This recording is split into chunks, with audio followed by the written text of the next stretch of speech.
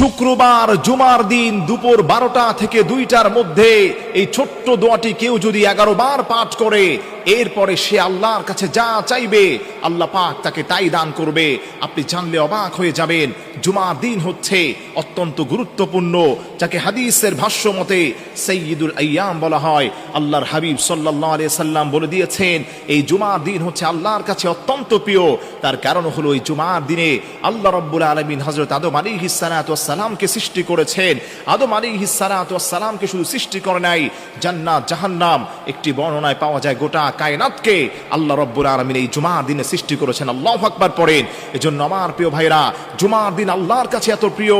আল্লাহর হাবিব বলেন, এই জুমার দিনে কেউ যদি বেশি বেশি আল্লাহর কাছে দোয়া করতে পারে, আল্লাহ ওই গোলামের দোয়াগুলোকে কবুল করেন। এবং স্পেশালি যদি কিছু দোয়া পড়ে, কিছু নাম নিয়ে দোয়া করে, আল্লাহ তৎক্ষণাৎ ওই দোয়াকে কবুল করে নেন। মনে রাখবেন, শুক্রবার জুমার দিন দুপুর 12টা থেকে 2টার মধ্যে আপনি যদি এই দোয়াটাকে 11 বার পড়বেন, আপনি পড়বেন ইয়া রাহিমাল মাসাকিন, ইয়া রাহিমাল মাসাকিন, ইয়া রাহিমাল মাসাকিন। অত্যন্ত সহজ একটি দোয়া, সুন্দর একটি দোয়া, বেসিক একটি দোয়া। বাচ্চারাও এটা সুন্দরভাবে পড়তে পারে, আপনিও পড়তে পারবেন। আপনি 11 বার যদি আল্লাহর উপর ভরসা করে এটা পাঠ করতে পারেন, এরপরে আপনি আল্লাহর কাছে যা চাইবেন আল্লাহ পাক আপনাকে তাই দান করবেন। এই দোয়াটা পড়ার আগে অবশ্যই অবশ্যই আপনি নবী পাক সাল্লাল্লাহু আলাইহি ওয়াসাল্লামের উপর 3 বার যে কোনো দুরূদ শরীফ পড়িবেন। দুরূদ শরীফ হচ্ছে এমন আমল, যে দুরূদ শরীফটা পড়ার কারণে আল্লাহ রাব্বুল আলামিন ওই বান্দার গুনাহগুলোকে মাফ করে দেন, তার দোয়াগুলোকে কবুল করেন। দোয়া যদি আপনি কবুল করাতে চান, তাহলে অবশ্যই অবশ্যই আপনাকে নবী সাল্লাল্লাহু আলাইহি ওয়াসাল্লামের উপর দুরূদ পড়তে হবে। যে যত বেশি নবীজির উপর দুরূদ পড়বে, আল্লাহ পাক তাকে তার দোয়া তত বেশি কবুল করে নেবেন। সুবহানাল্লাহ পড়েন।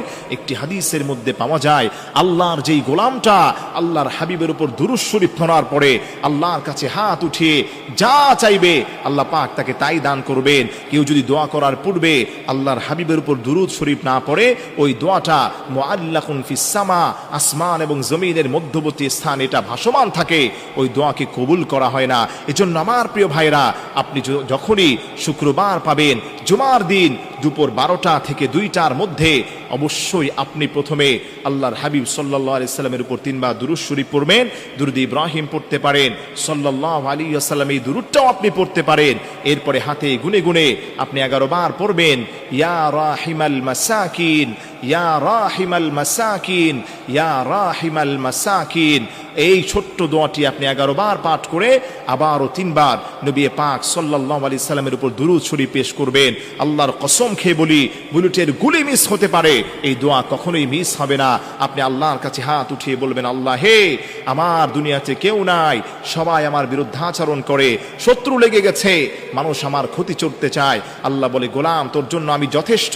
আল্লাহ যদি আপনার জন্য যথেষ্ট হয়ে যায়, আল্লাহ যদি আপনার জন্য একমাত্র জিম্মাদার হয়ে যান, তাহলে এই পৃথিবীর কোনো পরাশক্তি আপনার কোনো ক্ষতি করতে পারবে না।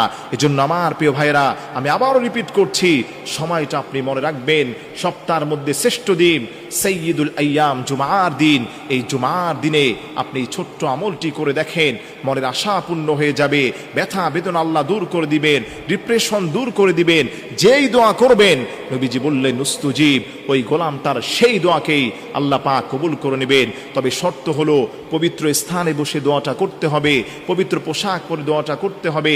আল্লাহর উপর পূর্ণ আশা, বিশ্বাস এবং ইয়াকিন যদি আপনার থাকে, তাহলে আপনার দোয়াটাকে আল্লাহ পাক কবুল করবেন। আপনি আল্লাহর কাছে দোয়া করলেন আমতা আমতা ভাবে, কোনো কবুল হওয়ার আশঙ্কা নাই, আপনি তাহলে আপনার দোয়া কবুল হবে না। আপনি ঠিকমতো নামাজ পড়েন না, কোরআনের তিলাওয়াত করেন না, দোয়া কবুল হবে না। দোয়া কবুল হওয়ার জন্যে আল্লাহর উপর বিশ্বাস এবং আস্থা আপনাকে রাখতে হবে।